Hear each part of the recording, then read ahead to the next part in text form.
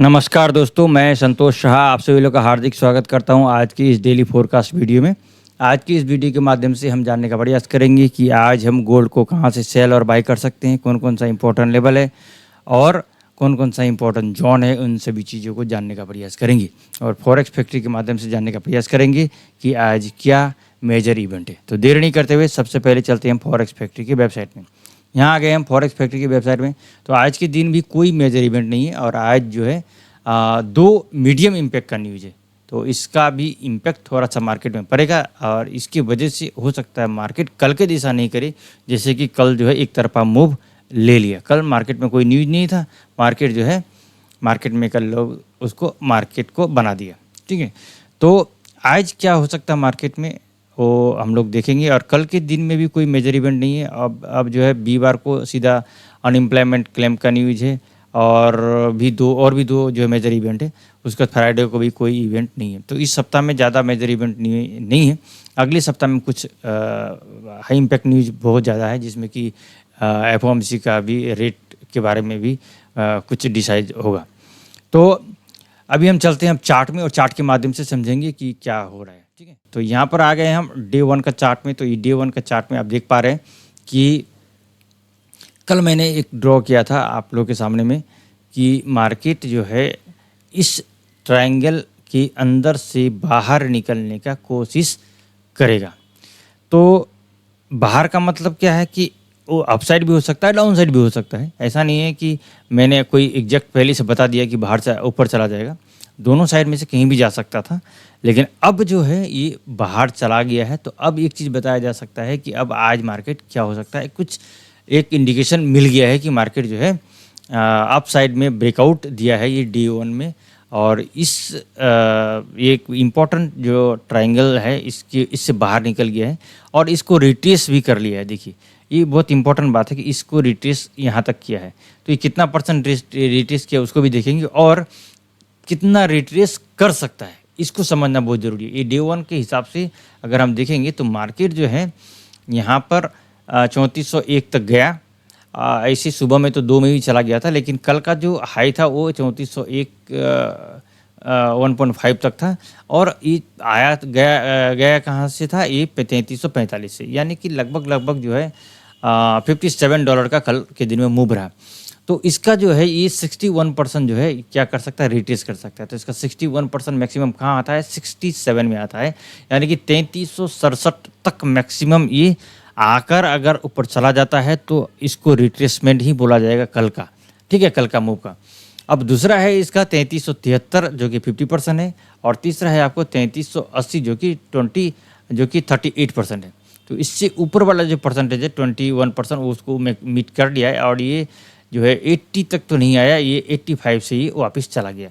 तो ऐसा ज़रूरी नहीं कि वापस चला गया तो और नहीं आएगा, दोबारा भी आ सकता है। और ये मैक्सिमम इस जगह तक आकर भी अगर जाता है तो आप इसको रिट्रेसमेंट समझिए और ये मैक्सिमम डाउन साइड आ जाने से यहाँ तक आएगा। ठीक है, यहाँ तक आने से हम अच्छा खासा बाय, यहाँ से जो है हमें बाइंग का अपॉर्चुनिटी मिलेगा। ठीक है, अब हम चलते हैं H1 के चार्ट में और H1 के चार्ट में आप देखिए कि मार्केट जो है इस वक्त नीचे जो है एक बाइंग जोन बन रहा था इसका। तो इस बाइंग जोन से ऊपर आया भी और ये अपना प्रॉफिट भी दे चुका है, 91 तक गया ही मार्केट में। ठीक है, तो अब क्या है कि ये जोन है आज का 98 से लेके 3402, यहाँ से हम सेल स्कैल्पिंग जोन करेंगे और यहाँ पर हम बाइंग का अपॉर्चुनिटी रहेगा। और ये वाला जो है ये भी हमें सेल की जगह में अभी बाइंग जोन इसको होगा। ठीक है, क्योंकि मार्केट अभी इससे ऊपर है, इसलिए अब हम यहाँ पर बाइंग को देखेंगे। यहाँ पर आएगा तो यहाँ से हम बाइंग अपॉर्चुनिटी को ढूंढेंगे और यहाँ से भी हमें बाइंग अपॉर्चुनिटी मिलेगा 46 और 45 से 47 तक। ये बहुत ही इंपॉर्टेंट लेवल होगा अगर यहाँ पर मार्केट आता है तो। ठीक है, तो ये नीचे में ये 3 लेवल तक काफ़ी है। अगर इसके नीचे आता है तो हम फिर उस टाइम अपडेट करेंगे। और अगर अप साइड की ओर देखेंगे तो अप साइड में जो है इसका इम्पोर्टेंट जो लेवल है वो आपको 3317 और 22 के बीच में, उसका मैं यहाँ पर बनाया नहीं हूँ। तो 17 और 22 के ऊपर जो है इसका इम्पोर्टेंट एक जोन है, उसको भी मैं यहाँ पर बना देता हूँ। तो ये 19 से 22 के बीच का जो है एक आपको जोन मिलेगा, जहाँ से हम बाइंग अपॉर्चुनिटी को, सेलिंग अपॉर्चुनिटी को देखेंगे।